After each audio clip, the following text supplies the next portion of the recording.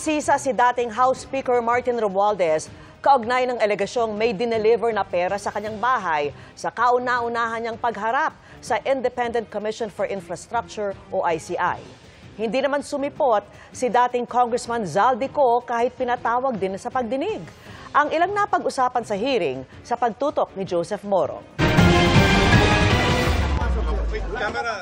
Humarap sa Independent Commission for Infrastructure o ICI si dating House Speaker Martin Romualdez matapos siyang ipatawag ng komisyon para magbigay linaw sa proseso ng budget. House Speaker si Romualdez mula noong 2022 hanggang 2025 at ilan sa mga manumalyang flood control project na naisampa at na-refer sa Ombudsman ay umano'y natapos noong 2024. While not a member of the bicameral conference committee, I will share any and all information. Ito ang kauna-unahang pagharap ni Romualdez sa kahit anumang pagdinig tungkol sa anomalya sa mga flood control project. We want to support the investigation, the fact-finding to resolve the issues surrounding the concerns of the ICI. Nagpapasalamat ako talaga sa miyembro ng ICI that I was finally given an opportunity to share my side of the story. It's about facts and evidence. And hindi lang political noise or speculation. Hinahanap natin kung ano talaga nangyari. And him being the speaker, being the leader of the House at that time, will be able to provide us important information on that. No? As far as his role is concerned or possible liability or accountability is concerned, that is up to the Commission to decide on. Bawal pa rin ang media na mag-cover sa pagdinig pero sa mga litrato at video na ibinigay ng ICI, nanumpa si Romualdez sa harap ng ICI sa pangunguna ng chairman nito na si Justice Andres Reyes Jr. Nadadawit si Romualdez sa anomalya sa affidavit ng mag-asawang Curly at Sara Diskaya na ni-name drop umano ng ilang mga mambabatas na kumukubra ng kickback. Sa testimonya naman sa Senado ni Orly Gutesa, ang nagpakilalang security consultant ng nagbitiw na Cobicol Party List Representative Zaldico, sinabi nitong ilang beses umano silang nag-deliver ng mga mali-maletang pera na tinawag nilang basura sa bahay ni Romualdez. Ayon kay ICI Executive Director Attorney Brian Hosaka, tinanong tungkol dito si Romualdez. It was asked, of course, and he denied it. The witnesses that were presented are discredited already for having presented falsified documents. Pinabubusisi sa Manila Regional Trial Court ang affidavit ni Gutesa matapos itanggi ng abogadong nagnotaryo nito na siya ang pumirma rito. Gayunman, sabi ni dating Senate Blue Ribbon Chairman Panfilo Lacson, dahil pinanumpaan ni Gutesa ang mga sinabi niya sa Senado, may bigat pa rin ito. Ayon sa ICI, nagbigay si Romualdez ng mga pangalan na mga may kinalaman sa pagbubuo ng budget na siya namang iimbitahan din ng ICI. Nagsumite rin ng affidavit sa ICI si dating House Speaker Martin Romualdez, pero dahil ngayong araw lamang niya ito isinumite ay pababalikin ulit siya ng ICI para matanong siya ng mga detalye tungkol dito. May imbitasyon din ng ICI kay Ko ngayong araw pero hindi ito sumipot. Pinaniniwala ang nasa labas ng bansa si Ko. Sabi ni Romualdez, dapat harapin ng mga iniimbitahan ng ICI ang komisyon. Chairman ng House Committee on Appropriations si Ko mula 2022 hanggang 2025. Do you think he should come back to the country? Well, any and all resource persons who are invited here, we expect them to return. Sabi kahapon ng ICI, maaari silang magpetisyon sa Regional Trial Court para i-cite for contempt si Ko at kung papayagan ay maaaring makapaglabas ng arrest warrant ang korte laban kay Ko. Nakipagpulong naman ng ICI kay Budget Secretary Amena Pangandaman na nagpaliwanag din ng sistema ng budget sa ICI. Ayon kay Pangandaman, walang kapangyarihang gumawa ng insertion sa budget ng DBM at sa Bicameral Conference Committee ito ng Senado at Kamara nang niyayari. Kung may problema yan, siguro malaking magandang tingnan din dyan siguro yung ating Commission na audit, di ba? Titingnan nila kung yung mga proyekto na ipatutupad ng tama. At para raw maiwasan ang anomalya sa budget, kailangan sa pagbubuo pa lamang ng National Expenditure Program ay masinop na ang mga ahensya. Para sa GMA Integrated News, Joseph Morong, nakatutok 24 oras. Inireklamo na ng Justice Department sa Ombudsman ang 8 opisyal ng Bulacan 1st District Engineering Office at isang kontraktor dahil sa mga umano'y ghost flood control project. Pero ayon sa DOJ, may matataas pang opisyal na sangkot batay sa daloy ng pera sa mga bank account. Nakatutok si Salima Refran. Malversation through falsification, perjury at paglabag sa Anti-Graft and Corrupt Practices Act ang unang asuntong isinampa ng Department of Justice sa Ombudsman kaugnay ng umano'y ghost flood control projects sa Bulacan 1st Engineering District.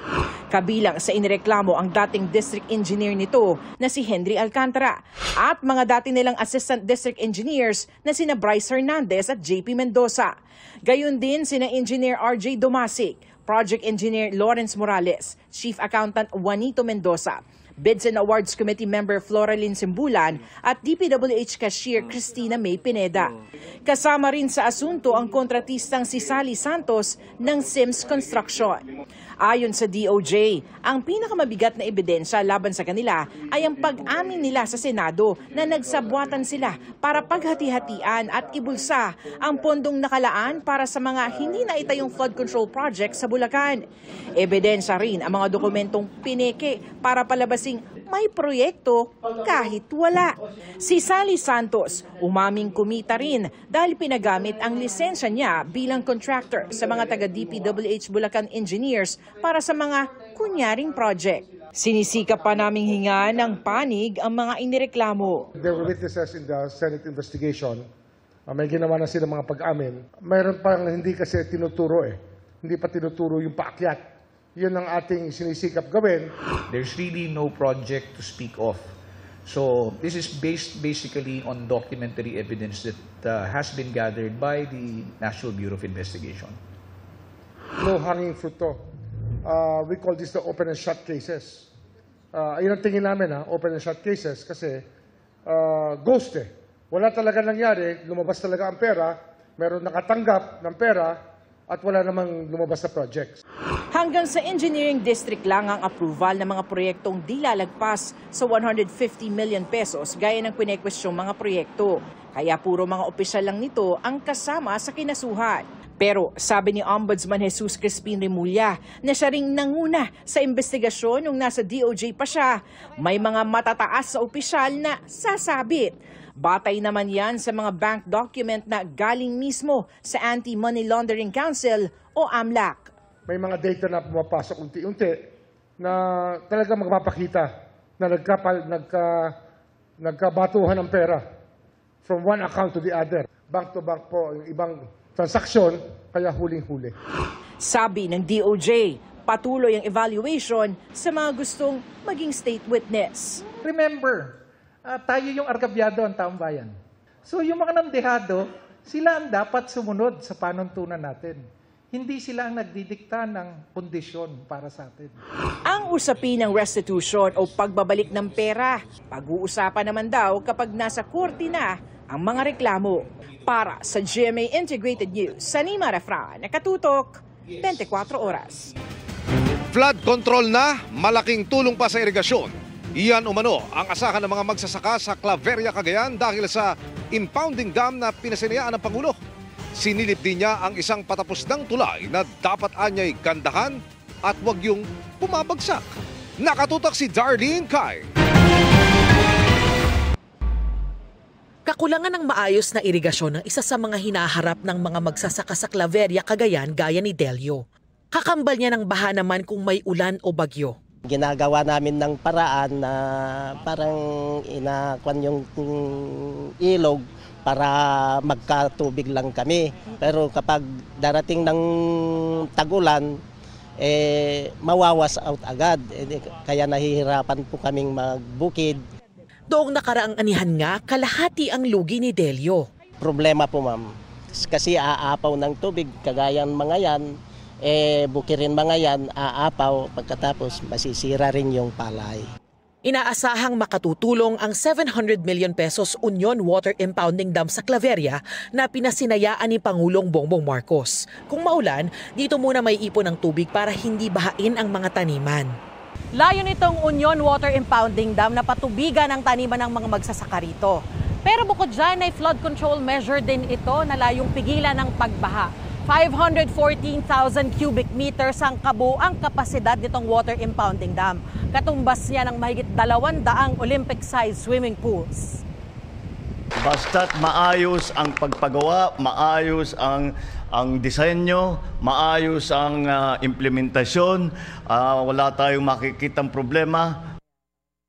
3,600 ektaryang taniman at mahigit 1,000 magsasaka ang makikinabang sa proyekto. Nakita namin sa helicopter yung ginagawa dito sa side ng ilog, ang mga revetment para siyempre hindi na lalampas doon sa dinadaanan ng ilog yung tubig. Makokontrol natin yung takbo ng tubig, hindi na magbabaha, but hindi meron pa tayong makukuhang patubig. Inaayos na rin ang sistema ng pamimili sa mga ipapagawang farm-to-market roads. Hindi lang yung kagaya ng dati na palakasan lang. Minsan kung saan napupuntang farm-to-market road na hindi naman nakakatulong sa ating mga magsasaka.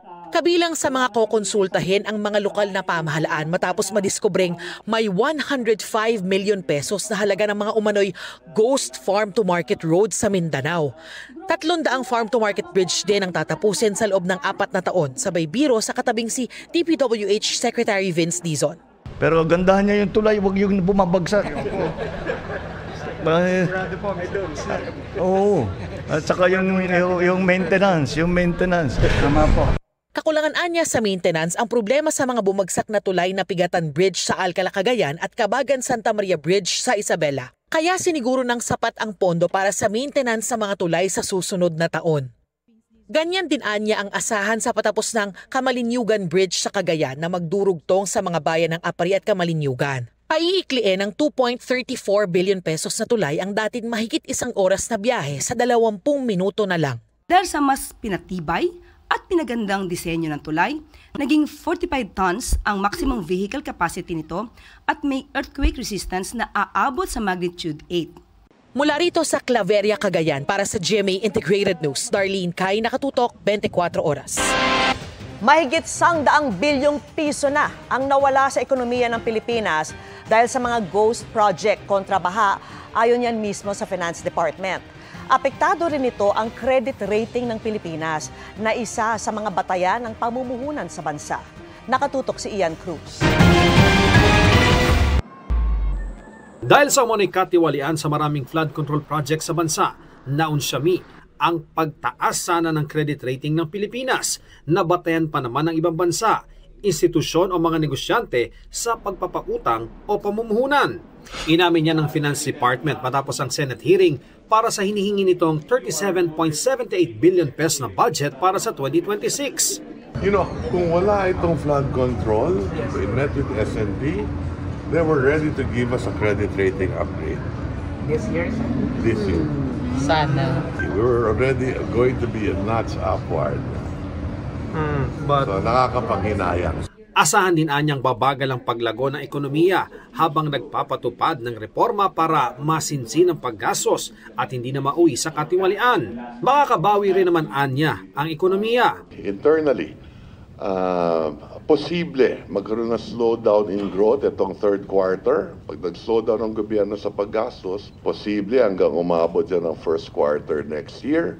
Bukod pa yan sa tiyak nang nawala sa ekonomiya mula 2023 hanggang 2025 nang dahil sa ghost flood projects na ayon sa Finance Department ay mahigit 118 billion pesos. Daming mga rally, daming mga but do you see any slowdown in terms of paying taxes? Yes, nararamdaman na ng BIR yan. Medyo yung growth rate ng collection nila nababawasan ng konti, but so far manageable naman lahat. Naong katuloy ang hugot umano ng ilang negosyante na nagbabayad ng buwis. Tapos malalaman namin itong mga to, ghost pala, hindi natin kung nagbabayad ba ng tamang buwis mga ito. Sabi ng BIR, simula pa lang ang paghahain nila ng 7.1 billion peso tax evasion case laban sa mga Diskaya at St. Gerard Construction. Patuloy pa rin yung ginagawang investigation or pag-audit doon sa mga iba pang contractors involved, and we're also looking into other personalities involved. Naungkat din ang program funds sa panukalang budget o yung nakapilang gastusin sakaling may sobrang pera pa ang gobyerno. Huwag naman yung masyadong broad na pwedeng gamitin sa iba't ibang proyekto na hindi na natin kontrolado. Mahalaga yung unprogrammed fund. Halimbawa, pag may sakuna, katulad na nangyari sa Davao del Norte at sa Cebu, may agahan pwede makuha ang ating Pangulo. Kung may excess revenue nga naman, pwede natin gamitin yan para sa kalamidad. Pero paniwala ni Recto, hindi dapat malaki ang unprogrammed funds. Dapat anya ay standby fund lang sa oras ng pangangailangan. Dapat din anyang naka-line item pa rin ito. Para sa GMA Integrated News, Ian Cruz, nakatutok 24 oras. Presidential pork o pork barrel ng Pangulo. Yan po ang tawag ng ilang taga-minorya sa naiwang mahigit 200 bilyong pisong unprogrammed appropriations sa bersyon ng Kamara ng panukalang 2026 national budget. Pero ayon sa Malacanang, kailangan ang unprogrammed appropriation sabay giit na iingatan ang naturang pondo at hindi magiging pork barrel. Nakatutok si Tina Panginiban Perez.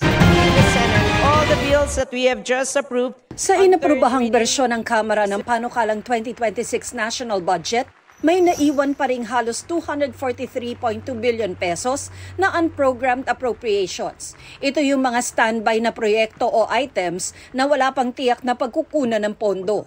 Pero mainit sa mata ng ilang mababatas ang unprogrammed appropriations. Dahil dito inilagak noon ang mga flood control project na sinasabing maanomalya. Kaya nanindigan ng taga-minorya sa Kamara na dapat zero ang unprogrammed appropriations na tinawag nilang pork barrel ng Pangulo. Presidential pork yan. Yung napakalaking halaga na yan, tanging presidente ang nagde-decide. Sa 2026 General Appropriations Bill, nakasaad na maaaring pondohan ng mga unprogrammed appropriations kapag may sobrang koleksyon ng buwis, may bagong pagkukunan ng kita, o may aprobadong loan para sa mga foreign-assisted projects. Ang QA, ang nangyayari dyan, pinauubaya yung kung kailan gagamitin, kung paano at saan gagamitin sa Executive Department. Kaya vulnerable talaga siya sa misuse or abuse pati sa paggamit sa pork. Sabi ng Malacanang, kailangan talagang meron pa ring unprogrammed appropriations. Hindi po ba nagkakaroon po tayo ng sinasabi nating magkakaroon ng pag-deplete ng funds ng NDRRM dahil sa maraming nagiging kalamidad sa ngayon. Sa ngayon po, kapag ka po na-deplete yan at naubos na po ang contingent funds, dyan po naman kukuha sa unprogrammed appropriations mula sa SAGIP. Kaya po, tandaan po natin, kahit po ito ay nasa unprogrammed appropriations, iingatan po ang budget na to at hindi naman po agad ito mailalabas para katakutan nila at sasabihin magiging pork barrel lamang. Hinihinga namin ang pahayag si House Appropriations Committee Chair Micaela Swansing, pero nauna niyang dinepensahan ang pagkakaroon pa rin ng unprogrammed appropriations, gayong wala na raw ritong flood control projects o iba pang proyekto. Tanging mga social programs na nakatuon sa edukasyon, kalusugan at social pension na lamang ang pwedeng ipasok dito. Wala ng flood control projects, wala ng mga tulay, o wala ng mga kalsada na pwedeng hugutin mula sa unprogrammed appropriations para sa taong 2026. At titiyakin daw na hindi ito maaabuso. Pero may duda pa rin ang Makabayan Bloc sa sinasabing hindi na umano pwedeng masingitan ng infrastructure projects ang unprogrammed appropriations. Tinapyasan man daw ng 35 billion pesos ang Strengthening Assistance for Government Infrastructure and Social Programs o SAGIP. Meron pa rin daw halos 5 billion pesos na itinira na pwedeng magamit sa pagpapatayo ng infrastruktura at pwede raw itong dagdagan. Actually, may backdoor pa rin dito. Pwede pa rin gamitin ito for infrastructure projects. Ngayon, sasabihin, 5 billion na lang yan, maliit na lang yan. Di ba? True, pero merong provision sa unprogrammed appropriations na nagpapahintulot sa DBM na dagdagan ito ng kahit magkano mula sa ibang mga pondo ng unprogrammed appropriations. Hinihinga namin ng reaksyon dito si Budget Secretary Amenah Pangandaman. Pero sa isang pahayag, sinabi niyang hindi sikretong pondo ang unprogrammed appropriations, kundi standby na alokasyon na aprobado ng Kongreso. Karaniwan daw nagsisilbi itong fiscal buffer para makaresponde pa rin ng gobyerno sa biglaang pangangailangan o urgent national priorities, lalo na sa panahon ng kalamidad. Para sa GMA Integrated News, Tina Panganiban Perez, nakatutok, 24 oras. Bilang panlaban sa katiwalian, pwede lang ma-access ng publiko ang mga SALN o yung tala ng mga yaman at utang ng mga opisyal ng gobyerno na hawak ng Ombudsman. Gayunman, may kondisyon pa rin bago mabigyan ng kopya ang nag-request. Nakatutok si Salima Refran. Binuksan na sa publiko ni Ombudsman Jesus Crispin Remulla ang access sa mga SALN o Statement of Assets, Liabilities and Net Worth ng mga opisyal ng gobyerno. This decision is guided by a simple principle. The public has a legitimate right to know how those in government acquire and manage their wealth. Transparency in this area is not a slogan. It is a safeguard against corruption and a deterrent to abuse of power.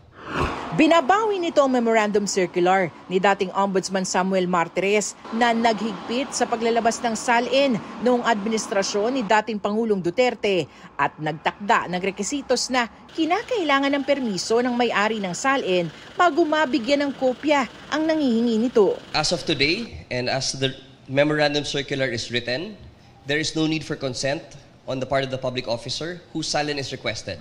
Sa bagong memo, otomatikong granted o pagbibigyan ng request, maliban na lang kung wala naman sa ombudsman ang naturang SALN, kung gagamitin ito para sa commercial purposes o para mang-impluwensya o mangharas, kung may ebidensya ng extortion o banta sa kaligtasan at iba pang inilistang kondisyon. Ang mahalaga kasi sa pagbibigay ng SALN, ito transparency.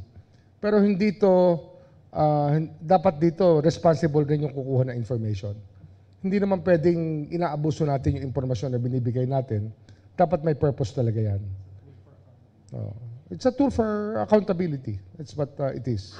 Redacted o itatago ang permanenteng address ng kawani ng gobyerno, pati na ang detalye ng mga menor de edad nitong mga anak, mga pirma at mga government-issued ID number. Nakapublic naman ang mga real properties and assets ng may-ari ng SALN. Malaki raw ang maitutulong nito sa paglaban sa katiwalian.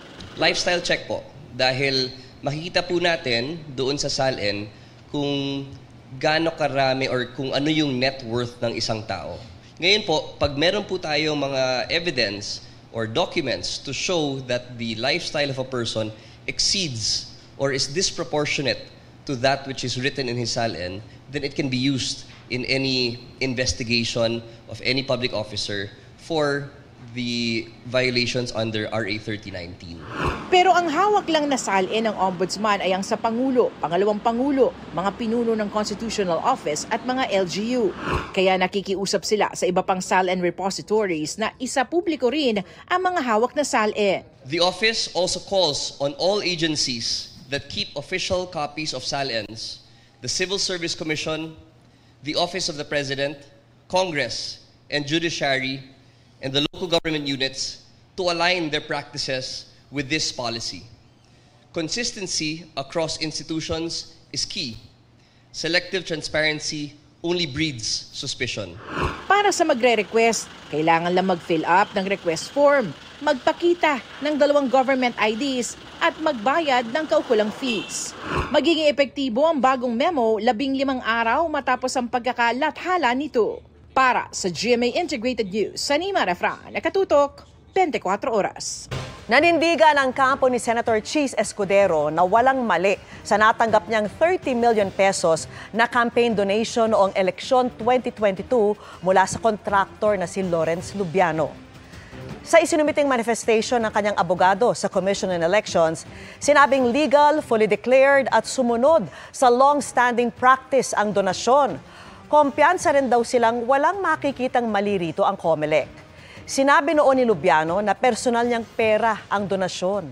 Base sa Omnibus Election Code, hindi pwedeng magbigay ng kontribusyon para sa partisan political activity ang mga may kontrata sa gobyerno. Kinumpirma ni COMELEC Chairman Garcia na natanggap nila ang manifestation.